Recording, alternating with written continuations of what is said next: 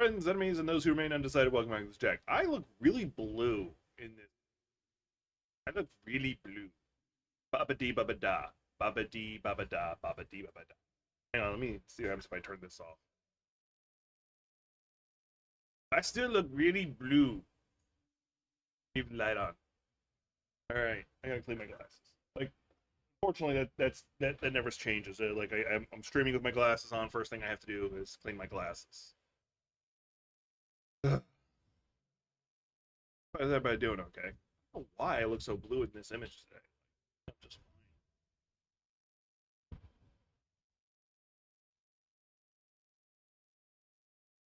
Got a couple news stories I wanted to cover, and we got the season finale of a couple animes we're gonna talk about. That sums up pretty much the whole reason. And also, I've been putting out videos lately because I suck like that. All right, let's get started with this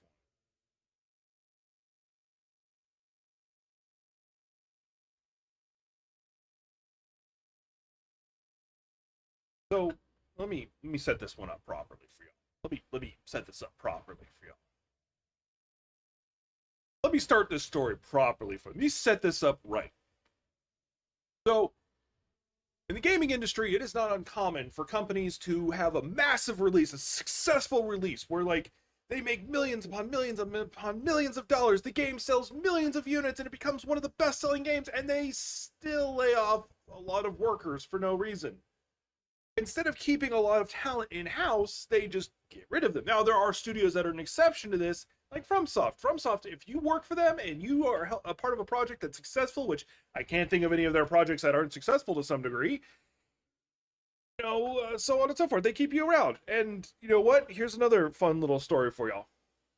The development staff behind Lies of P are getting bonus pay early, paid vacation, and switch to consoles as reward for hitting key sales milestones. It's almost like if you treat your employees well, they do well. If you keep talent in-house, you keep the talent in-house. Who would have thunk? It's not like I have a business degree or anything, which I don't. I did take some business classes. So I guess it kind of makes it seem like I have a doctorate in business. No, it doesn't. Yeah, that's my thoughts on that. And it's something that does annoy me. We have so often um these business executives who, sorry, I am tweaking the playing with this. So I'll probably shift around in color a little bit. I fuck with the gamma.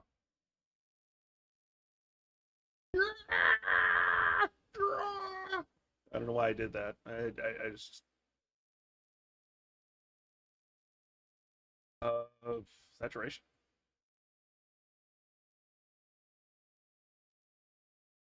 Actually, that does look better. I don't like look is washed out. Contrast a little bit. Turn down the brightness a little bit. Now I actually look a little bit better. It looks like I'm not just monochrome, like a weird monochrome blue. I'll worry about the rest later. No, that looks like shit now that I'm looking at it. I look like I have like glowing lips. So look, I'll just go back to look. Wow, what the fuck? Why do I look so monochrome? On. This is actually now bothering me. Like I should have done more of these testing before stream, but I did because I'm a loser like that. I don't want brightness. Oh, that might be why. Ah, that did the trick. I haven't had those on in a while, so I forgot like how important my key lights are. But yeah, remember, pay your employees well. That helps a lot.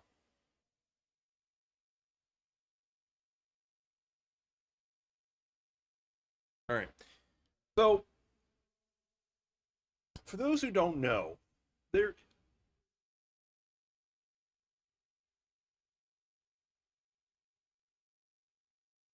Hey, Gothic. For those who don't know, there's this thing called imposter syndrome, where you have this sense that any success you have is not real. It's all in your head. That you didn't actually succeed in anything. It was just because people think you did, and you're taking the credit from somebody else. So there's an actor by the name of Charlie Cox. Cox. And he is famous for playing Daredevil recently. In fact, he's the most recent Daredevil. He does a phenomenal job. He's a great actor. Phenomenal. Amazing. And I love the story of like him trying to get a job after like doing the original Daredevil series they did on Netflix. And he had been playing a blind character for so long he forgot to actually like do anything with his eyes. So he's just like staring off, and it was kind of funny. Anyway, that's not important right now because he's done some voice acting recently and won an award for it. And Charlie Cox says he feels like a total fraud for his role in Claire Obscura Expedition 33. Apparently, the game is awesome. I'm not a gamer. I have no idea. I haven't played it. My agent asked me if I wanted to go do a voiceover, and I was in the studio for like 4 hours. Maybe. I feel like, yeah, he can recognize that, yes, I am not a gamer, therefore I don't deserve this credit, quote unquote. But at the same time, he still apparently did a phenomenal job. Like, he can, like, I know I've seen a lot of stories of actors who refuse to go see their own movies because they're like, I don't want to see how I looked because I know what was going on in that scene. I get that. That could be the same with him. It's like, I don't want to play the game because I don't want to imagine myself in it. That's fine. He can acknowledge all that. But he, like, at the same time, I imagine it's almost like an imposter syndrome moment of, I clearly didn't do a good job because I'm not a gamer. Either way, congratulations to him.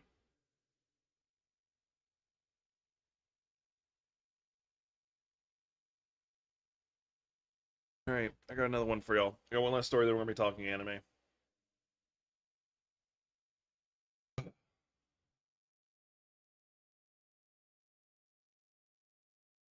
it comes to gamers, there's not a whole lot of consumer protection. We're pretty much left at the mercy of the various developers and studio owners. So whenever there is a story of something coming up, something that might protect our wallets when it comes to like how these developers treat us, I always like highlighting them. I love talking about them. So, when I tell you that Sony is facing a class action lawsuit over the discrepancy between their digital prices versus their physical prices, I'm hoping that catches your attention. Now, the one thing is going on in the Dutch markets, not in the American markets, but that's another conversation. Basically, this is being reported by Tom's Hardware. It's probably by other places, but this is where I found it. Sony faces class action lawsuit over expensive digital game and DLC prices. Sony tax means digital games cost an average of 47% more than those on disc, groups allege. Now, what they're talking about is if it's on the Sony marketplace, because now remember, a lot of PS5s only have digital. You cannot use a disc. But if you go to buy a physical copy, the prices will get dropped down. And you're able to buy them at a cheaper price. But if it's a digital product, they can't. The price stays the same unless it goes on sale. So there you go. Like, it is now. Will this make a big deal? Not really. It might make a difference in Dutch markets, maybe in the European markets as a whole. Won't make a difference in probably the States. But the fact that Sony's being taken to task, great thing. Hey Trickster, how's it going? Don't worry, this won't be a long stream, so you'll be able to go to bed soon. I had some stories I wanted to talk about. Didn't want to like go through the process of making a whole video of them. So like every time I do a story, I've been hitting the record button.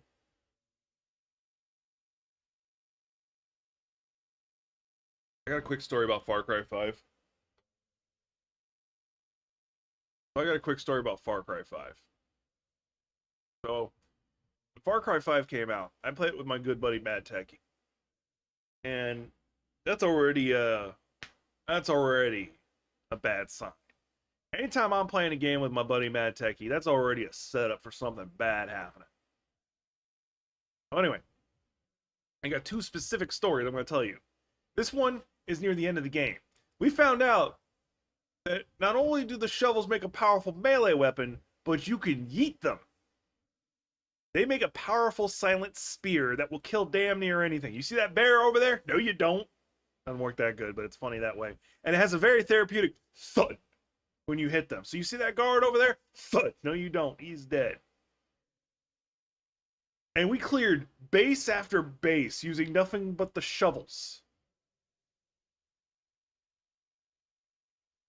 Well, you're not playing enough games. Those who are only listening, Trickster said, if I had a nickel for every game in which I had to take out a cult, I'd have 2 nickels. A lot of nickels, but it's strange that happened twice. He didn't say that last part. I finished it. Now, here's the thing about that. Means you're not playing enough games about killing cults. Anyway, and my other story is there's one of the bosses. There's one of the bosses in Far Cry 5. You fight an airplane. Mike's in the gunner seat. I'm in the pilot's seat. We take him out. We find his corpse on the ground. And I decide I'm keeping this. And we find a truck, and I throw it in the back of the truck. Or I think I threw it on the hood of the truck. I can't remember which. And we went a good 30 minutes of me driving around with the boss's corpse sitting on top of the car. Just me driving around with it. We went from mission to mission, too. Not just driving. We went from mission to mission the whole time trying to protect the truck because we didn't want to lose the corpse. I think it required us to get into a helicopter at one point or a boat. We couldn't keep it. And it was like, no, we lost the corpse.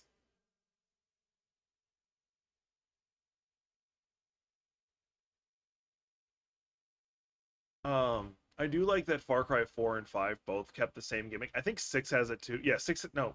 I don't know if 6 has it. But 4 and 5 both have the gimmick. If you do nothing at the beginning of the game, you instantly finish the game. So, like, kind of like a speedrun thing. How fast can you get to the I did nothing in there for one screen? Alright, back to the things I wanted to talk about. And the bear named Cheeseburger. I think he's gonna die of a heart attack. It looks like my sibling's been watching I Was Reincarnated. Ugh. Alright, let's talk about the animes that have been that finished up. There's one that has there's a couple that have a couple more episodes to go over. New Dawn is $8. Yeah.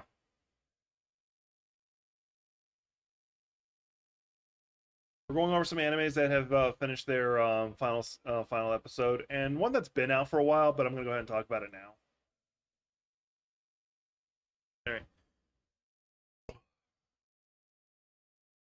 The beginning after the end. One of the big things people were complaining about with this one is how a lot of its plot overlapped with Jobless Reincarnation, and like I can see it. The main difference is like Jobless Reincarnation has a lot more to deal with, like a lot more of the plot has to deal with like the main character's mental traumas from his previous life. This doesn't have that. The guy in his previous life, yeah, he has mental trauma, but it's mostly from the fact that he was like this super powerful king who like murdered people on a whim kind of thing, and then he's in his new life, he's like, oh, this is a thing called love. So the thing I don't like about this is it's the same. It's don't get me wrong. I did enjoy the anime. It's got a couple parts I don't like. A couple things about it I don't like. One second.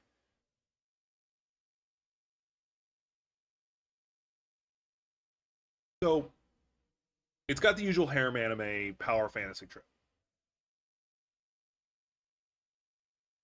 It's got the usual power fantasy trip where the character is OP in his own way, and he has all these women who instantly fall in love with him. Like the girl in the immediate picture to the left is an elf who falls in love with him. You have this one older adventurer chick. She seems to have a crush on him. She doesn't address it in any way, but she seems to have a crush on him, or at least looks at him as a little brother. And then this one rich girl falls in love with him, and that's just from the first season. I can guarantee you there's going to be more. Let's see here. And there's also the fact that, like, you make the character like, oh, I'm not the most powerful thing in the world, then proceeds to beat the head mage bodyguard for the king in like an instant. But he's still, still not the most powerful. There are people who can beat him still. All right. Like, there are some good moments in it. There are legitimately good moments in it. Now that it's fully out, if you're interested in it, go ahead and watch it. But for the most part, like, I'm on the fence about it, ultimately.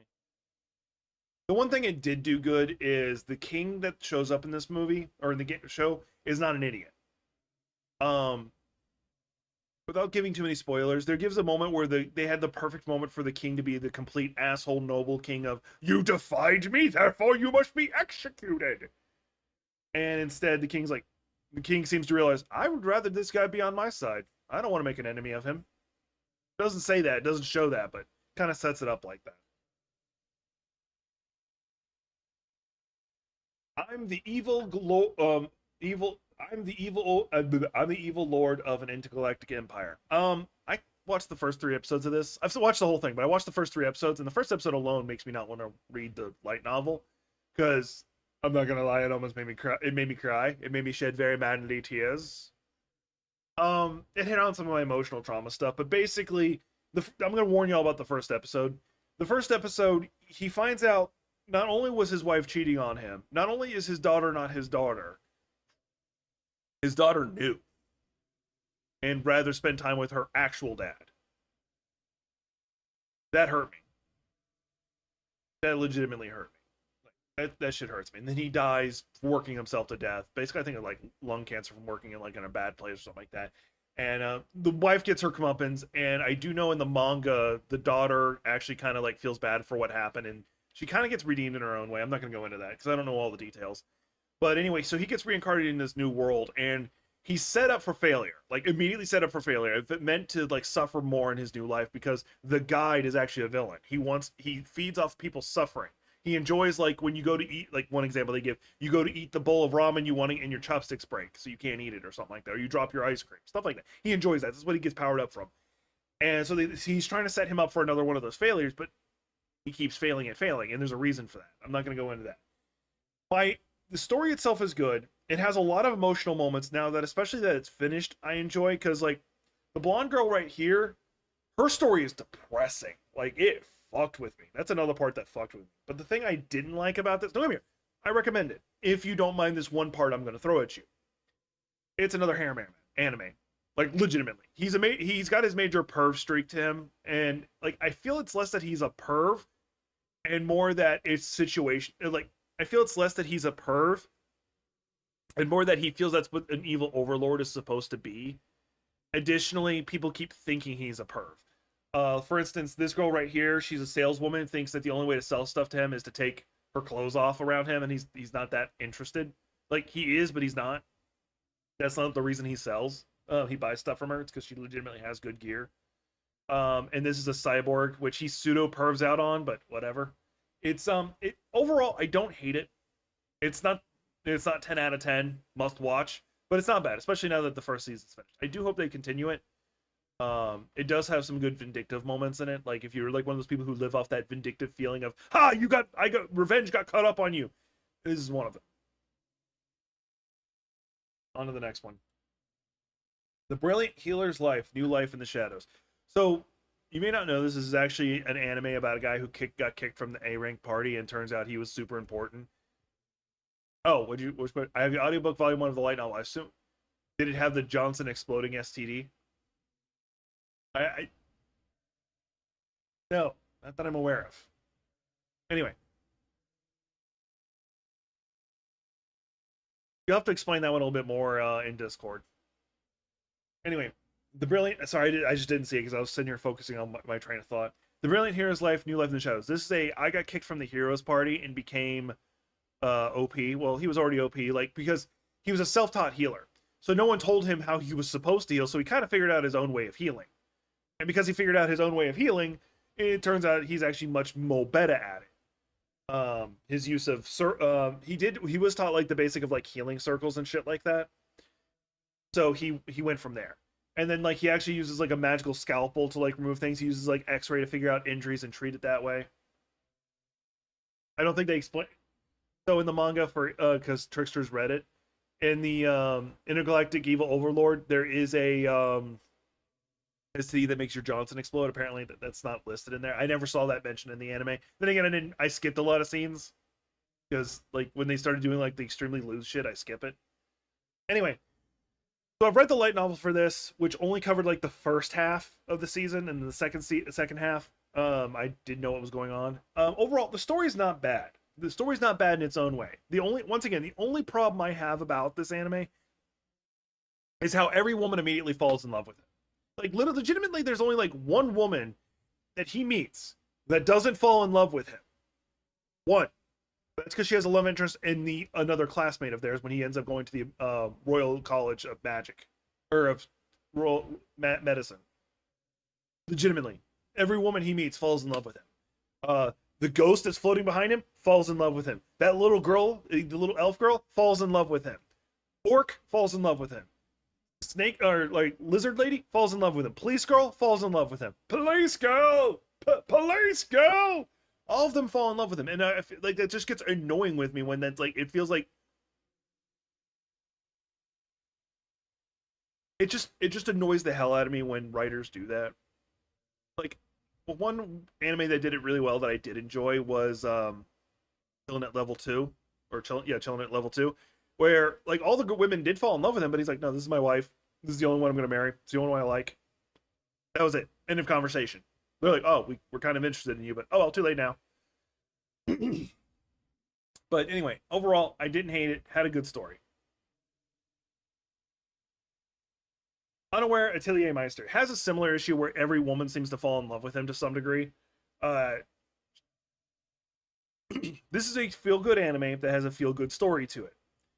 He is incredibly clueless, and that gets annoying really fast. Now, I am going to tell you my one big gripe about this anime. This character, the princess. It's not just like how creepy her personality gets at times, but the animation they do with her hair. I can't explain it without showing you scenes from it, but like how they angle it sometimes, it just like uncanny valley. Like I'm not joking. Um Overall, this anime is not bad. It is a good feel-good anime. There is uh there is no sad ending for any character in this, effectively.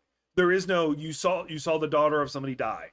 There is none of that. This is a feel-good anime for the most part. If you're looking for something like that, it is good. Finish now so you don't have to like I had to. Solo leveling. Oh, who would have thunk I would have talked about solo leveling?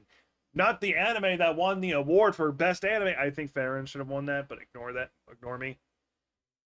I don't even know if it was in competition. I'm just gonna say Farron. Anyway, um, it's good. Like you already know all the bitching and griping I'm gonna do. All the women fall in love with him. Um, it's a power fantasy trip. Yeah, because I play the stupid phone game, which I play on computer, so I don't know why I still call it a stupid phone game. Not the Steam version. There's a one that you can just play directly on it, and there's like some characters I forget die in the anime that you can use in the game. So I was like, wait, that character died? And but overall, not a bad anime. If you like power fantasy trips, it's good. Season 3 is going to be a while, so it's going to be like 2-3 years, but it's going to be good. Which reminds me, speaking of next seasons, we should be getting Rise of the Shield Hero Season 4. That should be coming out in a couple days, I think. I don't know. I do know Warframe just got its new major patch, and because I was funny thing is the whole day I'm like, today's the 25th. Something was supposed to happen today. Something big was supposed to happen today. What was it? And I was sitting there beating myself over the head with it. What happened? Something special happens today. And just before I went live, oh yeah, Warframe. I feel like an idiot. Anyway, that's what I got for y'all. Sorry I didn't really have that much to talk about. Brain not braining. Brain not braining. Anyway, for those who follow me normally over on the Jack Dados channel, which is where I normally stream, um, I might stream there later today. No promises. I'm supposed to have streamed today, but I didn't because my sleep pattern is so foobarred. But I got some stuff I got to do before I even consider doing that. If nothing else, don't forget to subscribe. You'll know the next time I go live or I drop a video on this channel. And I'll see y'all in the next one.